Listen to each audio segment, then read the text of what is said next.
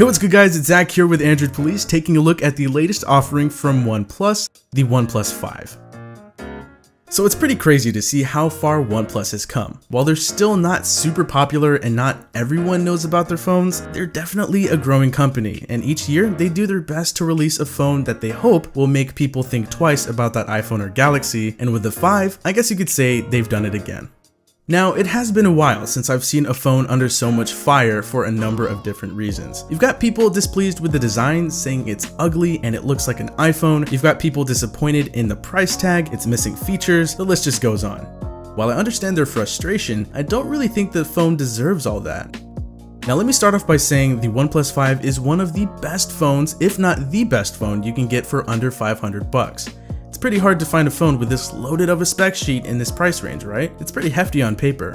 While the design isn't flashy, and being totally serious here, I prefer the looks of the 3T over the design of the 5, but I do like the 5's feel in the hand better. It's more comfortable and it's easier to manage. I get it, it looks pretty plain, but for me, what it lacks in design can easily be made up for with this Black Dragon skin I got from Dbrand, link in the description. I do give OnePlus credit for making the phone very thin while keeping the headphone jack. Yes, the headphone jack is alive and well here on this phone. Along with the headphone jack, we have the alert slider on the left, so they kept that too. It's really nice to have, and I kind of miss it on other phones sometimes. And something else they kept is this 5.5-inch 1080p AMOLED display. Yes, it's pretty much the same exact display as the 3Ts. Some people hate that, others, like myself, honestly don't mind. While I've definitely been spoiled by 1440p displays, I'd be lying to you if I said this screen isn't good because of its resolution. Once again, it's one of the best looking 1080p panels you'll come across on a phone, and on top of that, it supports the P3 color gamut, which allows the screen to display a wider range of color. So yes, the OnePlus 5 isn't flashy, it doesn't look particularly cool, it's still missing things like water resistance and wireless charging, but in spite of all that, similar to the Google Pixel, it's what's on the inside that counts. And what we get on the inside is nothing short of awesome. We've got Android 7.1.1, topped with Oxygen OS, complete with the stock Android look and feel, and the usual Oxygen OS customization features. And the user experience here is fantastic. Never has this phone lagged, choked up, and stuttered on me, so nothing like that.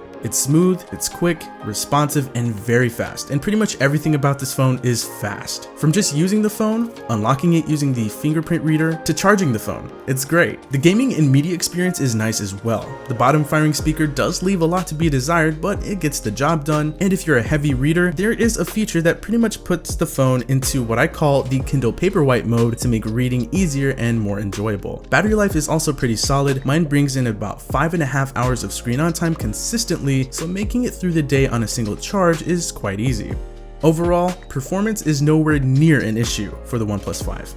Now, something that can be looked at as an issue is the camera. First, let me say that the camera on the phone isn't bad by any means. You can get some really nice shots with this using both the rear and front facing cameras, and I've definitely seen worse in this price range. You get the added bonus of the secondary 20 megapixel telephoto lens that lets you zoom into your subject without losing much detail compared to using regular zoom. You also get portrait mode, which looks to completely blur out the background of your subject to get that more professional photography look. It only works okay. It's not the worst thing ever, but it's pretty inconsistent and I couldn't bring myself to use it on a day-to-day basis. And alas, there's no sign of optical image stabilization, which is especially apparent when taking video. But overall, the camera on this phone is nice, and I can trust it for a day of shooting. So I gotta say, all things considered, I really like what this phone has to offer. I will admit it didn't exactly meet my expectations, and it's not a huge upgrade from the 3T, and what makes this phone great is what made previous phones from OnePlus great. What we get is a phone that does everything it's supposed to do, and it does those things well.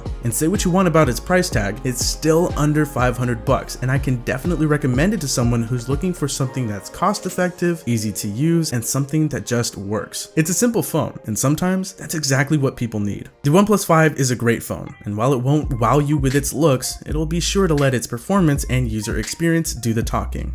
So what do you guys think of the OnePlus 5? Go ahead and let us know your thoughts by dropping a comment down below. As always, we'd love to hear your feedback. But anyway, that does it for this video. I hope you guys enjoyed it. If you did, please feel free to hit that like button, subscribe to the Android Police channel if you haven't already. Also, shout out to Dbrand for supporting the channel. Go ahead and check them out in the link in the description. That does it for me. I'll talk to you guys later, and thanks for watching.